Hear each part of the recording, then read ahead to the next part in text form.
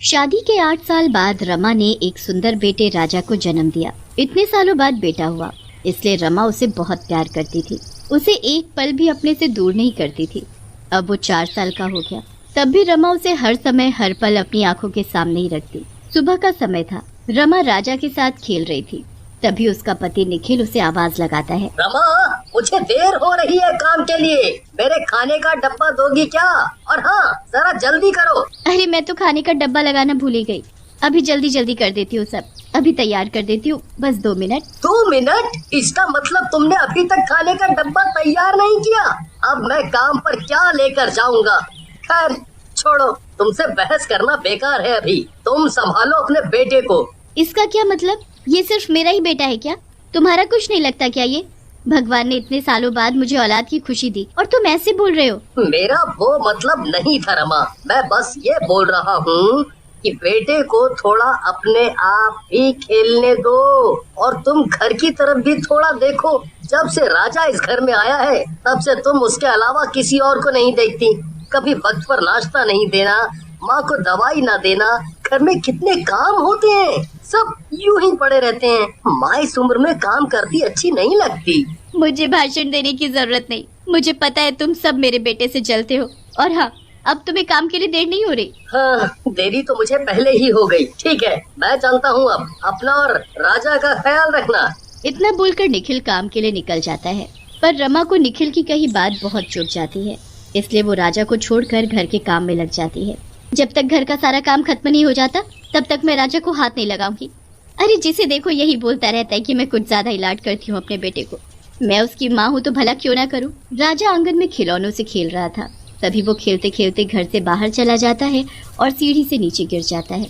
उसके रोने और चिल्लाने की आवाज सुनते ही रमा सब कुछ छोड़कर बाहर भागती है। राजा, मेरा बच्चा, मैं इसीलिए तुझे अपने से दूर नहीं करती थी कि कहीं तुझे चोट ना लग जाए, पर तू कुछ बोलता क्यों नहीं? आंखें खोल राजा, आंखें खोल। तभी वहाँ पड़ोसन शालू आ जाती है। तुम्हारा बेटा तो आंखें ही नहीं खोल रहा रमा, कहीं से कुछ हो तो नहीं गया?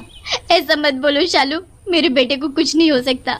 उठ राजा उठ, तू उठता क्यों नहीं? अब मैं क्या करूँ? मैं एक तांत्रिक बाबा को जानती हूँ, तुम उनके पास चली जाओ, वो जरूर तुम्हारे बेटे को ठीक कर देंगे। उन्होंने कई मरे लोगों को जीवन दान दिया है, बहुत ही पहुँचे हुए बाबा हैं वो जरूर तुम्हारे बेटे को ठीक कर देंगे।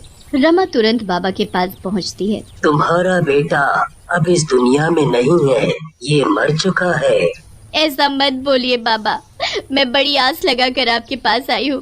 मैंने सुना है आप मरे हुए को भी जीवित कर देते हैं, तो आप मेरे राजा को भी जीवित कर दीजिए ना। हाँ, मैं इसे जीवित कर सकता हूँ, पर इसके बदले मुझे क्या मिलेगा? बाबा की इतनी बात सुनते ही रमा घर की तरफ भागती है और अलमारी में रखा सारा पैसा निकाल कर बाबा को दे देती है। बाबा, मैं बहुत गरीब हूँ और मेरे पास बस इतना ही है, जो था मैंने सब आपको दे दिया। अब मेरे बेटे को जीवित कर दीजिए। बाबा कुछ मंत्र पढ़ता है और अपने थैले से भभूत निकालकर राजा के पूरे शरीर पर मल देता है। राजा तुरंत अपनी आंखें खोल देता है। राजा, मेरा बच्चा, मेरा बेटा, बाबा आपका बहुत बहुत शुक्रिया। आपने मेरे बेटे के साथ साथ मुझे भी जीवन दान दिया है। वो तो ठीक है, पर मेरी एक बात ध्यान से सुनो। तुम्हारा बेटा अब कोई साधारण बच्चा नहीं है, वो अब बिल्कुल अलग है। मेरा मतलब ये है कि इस बच्चे को घर से बाहर बिल्कुल नहीं निकालना और पानी से दूर रखना। इसके ऊपर कभी भी पानी नहीं पड़ना चाहिए। अगर गलती से पड़ गया तो ये वहीं के वहीं भस्म हो जाएगा, क्योंकि ये अब एक मिट्टी के समान है। रमा बाबा की सारी बात मानती है और अपने बेटे को घर ले जाती है। रमा बेटे को जिंदा देख बहुत खुश थी, पर उसे ये नहीं पता था कि उसका बेटा अब एक शैतान बन चुका है, एक भूतिया बच्चा। घर पहुंचते ही, ये सब क्या है बहू? राजा को इतना गंदा क्यों बना रखा है? इसके अंदर से कितनी बदबू आ रही है। जाओ पहले जाकर इसे नहलाओ, फिर मैं इसके साथ खेलूंगी। नहीं, मैं इसे नहीं नहला सकती, मतलब कि अभी नहलाऊंगी तो बेचारे को कहीं ठंड न लग जाए। अभी तो रमा बात को जैसे तैसे टाल देती है, पर आधी रात को जब सब सोए होते हैं तभी राजा उठ जाता है। उसकी आंखें लाल लाल हो जाती हैं और गुस्से से भरा हुआ वो चुपके से अपनी दादी के पास जाता है और सोती हुई दादी का गला दबाकर उसे मार देता है।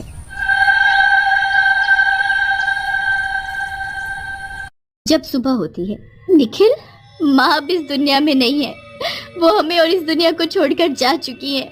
निखिल, ये सब क्या हो गया? कल तक तो माँ खूब हंस बोल रही थी और आज। होनी को कौन टाल सकता है रमा। माँ वैसे भी बहुत बीमार रहती थी, अब हमें माँ का अंतिम संस्कार करना होगा। अंतिम संस्कार हो जाता है और कई दिन बीत भी जाते हैं। एक दिन रमा घर के बाहर कपड़े सुखा रही होती है, तभी वहाँ पड़ोस की बच्ची मुन्नी आती है। आंटी आंटी, क्या मैं राजा के साथ खेल सकती हूँ? हाँ हाँ, क्यों नहीं, राजा अंदर खेल रहा है, तुम वहीं चली जाओ। मुन्नी अंदर खेलने तो जाती है, पर ये मैंने क्या कर दिया, कहीं मुन्नी राजा के ऊपर पानी न डाल दे। वो उसे गोद में उठाकर बाहर भी तो ला सकती है। नहीं नहीं, तांत्रिक बाबा ने मना किया था मुझे इन सब की। रमा दौड़ती हुई घर के अंदर जाती है तो हैरान रह जाती है। राजा भूत रूप में था और वो मुन्नी का गला पकड़े हुए था। तू मेरे ऊपर पानी कैसे डाल सकती है? मेरी सूरत क्या इतनी बुरी है जो तुम मेरा मुंह धोने चली थी? दोबारा ऐसी हरकत मत करना लड़की। न, न, न, न, न, नहीं करूंगी, अब मुझे छोड़ दो, जाने दो। अगर राजा ने इसे छोड़ दिया तो ये मुन्नी सभी को राजा के बारे में बता देगी। मैं ऐसा नहीं होने दूंगी। राजा बेटा, इसे छोड़ना मत, नहीं तो ये तुम्हारे बारे में सबको बता देगी। ऐसा करो, तुम इसे मार दो। माँ की बात सुनते ही भूतिया बच्चा मुन्नी को मार देता है और रमा चुपचाप उसे उठाकर घर के पीछे गाड़ आती है। अगर किसी ने भी मेरे राजा के ऊपर पानी डालने की कोशिश की तो मैं और राजा उसे छोड़ेंगे नहीं, उसे मार डालेंगे। शाम का समय था। निखिल की आज काम से छुट्टी थी, इसलिए वो घर पर ही था। निखिल बड़े प्यार से राजा को बुलाता है। आजा मेरा बेटा, आज हम पूरा दिन अपने बेटे के साथ खेलेंगे, खूब सारी बातें करेंगे और घूमने भी जाएंगे बाहर। नहीं नहीं, बाहर नहीं, वो बाहर नहीं जा सकता। बाहर क्यों नहीं जा सकता? ऐसी क्या बात हो गई जो बाहर जाने से उसे मना कर रही हो? हम तो जरूर जाएंगे भाई। वो मैं इसलिए बोल रही थी कि हम ठहरे गरीब, हमारे पास दाल रोटी खाने के ही पैसे होते हैं बस। अगर ये बाहर गया तो खिलौने चॉकलेट लेने की जिद करेगा, कहाँ से दिलाओगे उसे वो सब? ठीक है, नहीं जाएंगे, हम घर पर ही खेलेंगे। निखिल राजा के साथ खूब खेलता है, पर खेलते खेलते राजा अचानक अलमारी खोल देता है। अलमारी में उसके पैसे न देखने पर वो बहुत गुस्से में आ जाता है। रमा, रमा, इधर आओ जल्दी, पैसे तो मैंने यहीं रखे थे, फिर कहाँ गए सब? वो मैंने खर्च कर दिए, और अब ये मत पूछना कि मैंने वो पैसे कहाँ खर्च किए। खर्च कर दिए? वाह, ऊपर से बोल रही हो कि मैं ना पूछूं। मेरी जिंदगी भर की कमाई तुमने यूं ही खर्च कर दी। तभी निखिल गुस्से में रमा को थप्पड़ मार देता है, पर माँ को मार खाते देख राजा को ये सब अच्छा नहीं लगता, इसलिए वो गुस्से से लाल हो जाता है और फिर से भूतिया बच्चा बन जाता है और निखिल का गला पकड़ लेता है।